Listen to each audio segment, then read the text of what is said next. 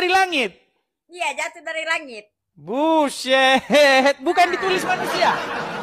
Bukan manusia yang menulisnya. Dia bukan ditulis manusia, tidak.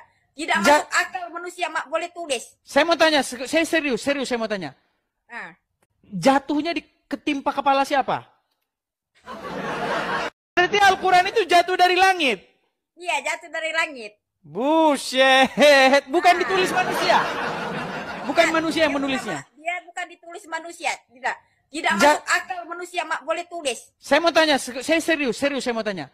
Nah, Jatuhnya ketimpa kepala siapa? Berarti Al-Quran itu jatuh dari langit. iya, jatuh dari langit. Rasulullah meninggal, Quran dalam bentuk buku belum ada. Ini ilmu nih, ini penting ya. Sampai Rasulullah meninggal, Quran dalam bentuk buku yang ibu baca itu belum ada.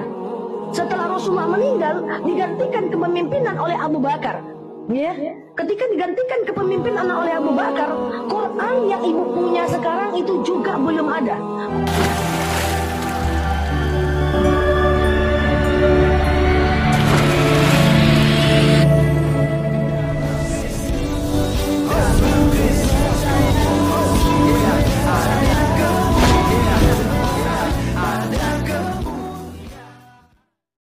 Salam Alechem Bisem Yeshua HaMashiach. Salam damai sejahtera dalam nama Tuhan Yesus Kristus untuk kita semua.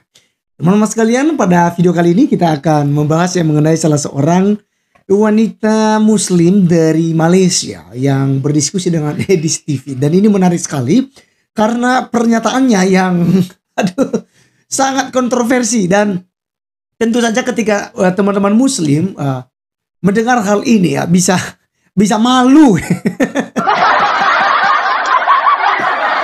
Bagaimana tidak malu kawan-kawan, dengan beraninya, dengan lantangnya, dengan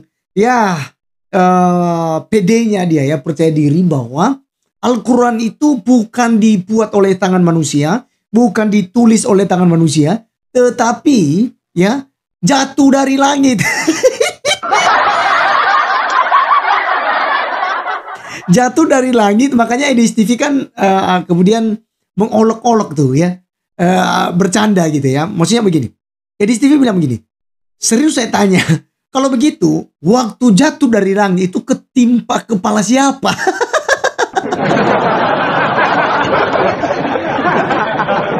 Ya, karena ini lucu kawan-kawannya ya, karena ini saya pastikan ini orang-orang yang sudah didoktrin dalam agama, sehingga mereka tidak berani belajar dengan serius dan mencari tahu. Yang penting udah apa yang dikatakan oleh pengajarnya itu sudah pasti benar, itu sudah pasti kebenaran begitu.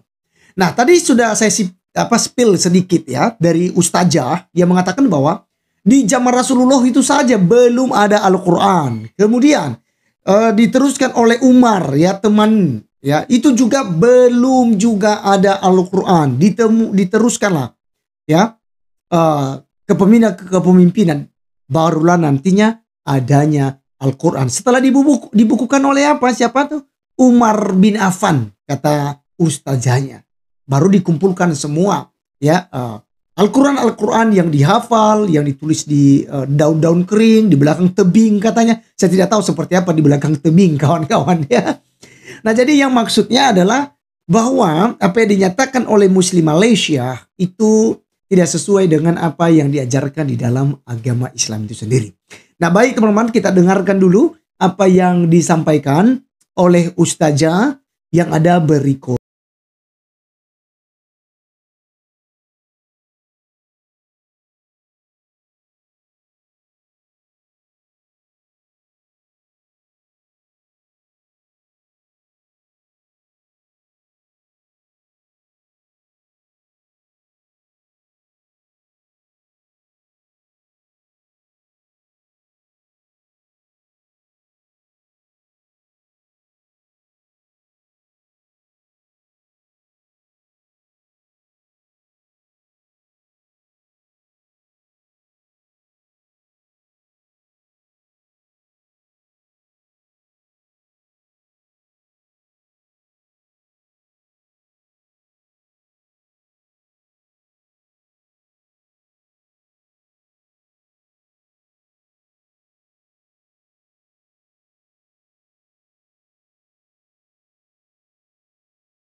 Jangan. Ini daripada Quran musnah, yuk kita kumpulkan penghafal Quran, kita kumpulkan catatan-catatan mereka di pelepah kurma, di kulit unta, dikumpulkan yang ada di belakang tebing, dikumpulkan dalam daun-daun kering, terkumpullah, ditulis, dibantu oleh sahabat namanya Zaid bin Sabit, penulis Al-Quran, terjadilah Quran yang ibu baca sekarang, makanya namanya Mus'haf Utsmani. Kenapa namanya Mus'haf Utsmani?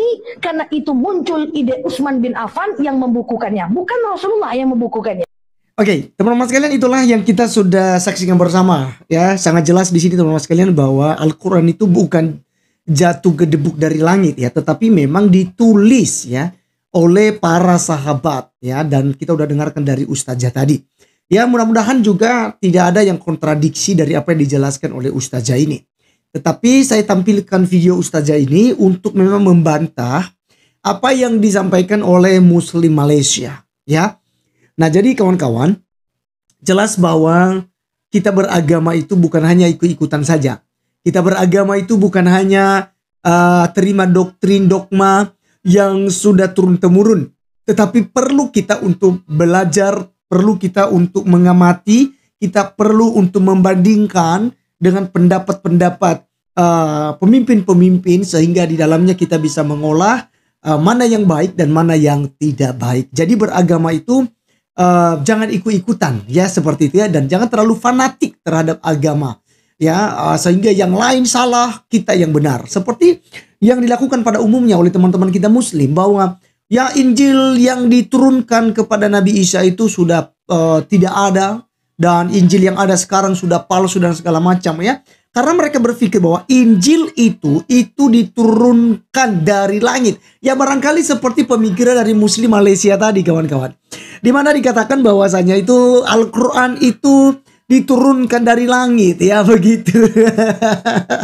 Ya, jadi ini sangat-sangat lucu, tetapi memang itulah kenyataannya karena mereka tidak ngerti dan tidak paham kawan-kawan ya. Oleh karenanya sekali lagi, bagi kekristenan mari kita beragama, belajar dengan baik ya. Jadi Injil yang dimaksud, yang diturunkan oleh saudara-saudara kita Muslim itu barangkali Injil Nabi mereka, yaitu Nabi Isa, yang sesuai dengan sejarah dan kronologis histori cerita ya di dalam Al-Quran ya, kan seperti tentang Nabi Isa. Ya, barangkali kitab itu ada yang diturunkan kepada beliau. Tetapi kalau bagi kita kepada Tuhan Yesus Kristus itu tidak ada. Lalu Injil yang dimaksud adalah Injil sinoptik, Matius, Markus, Lukas, ya kan? Lalu kalau kita lihat teman-teman sekalian, apakah Injil asli itu adalah sebuah kitab? Tentu saja bukan. Injil asli itu adalah pribadi dari Tuhan Yesus Kristus itu. Karena Injil itu adalah kabar baik, euangelion.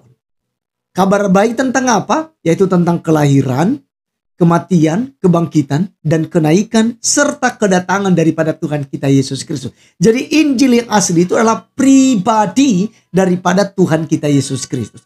Injil Matius, Markus, Lukas yang disebut sebagai Injil sinoptik, lalu lagi ada Injil Yohanes, ya kawan-kawan, itu bukan disebut sebagai Injil yang asli ya, tetapi itu adalah catatan-catatan tentang Injil yang dibukukan atau yang dituliskan kepada kita oleh para rasul. Jadi seperti itu teman-teman sekalian, jangan sampai kita bodoh seperti Muslim Malaysia tadi ya, tidak mengerti tentang kitab sucinya dan sejarah Al-Quran seperti apa, dia tidak paham. Yang penting terima apa yang diajarkan oleh para ulama dan tokoh-tokoh agamanya, yang tentu saja mengajar dia dari kecil sampai dia besar begitu. Baik teman-teman sekalian, sekian video kali ini. Sampai ketemu di video berikutnya. Tuhan Yesus memberkati kita. Salam.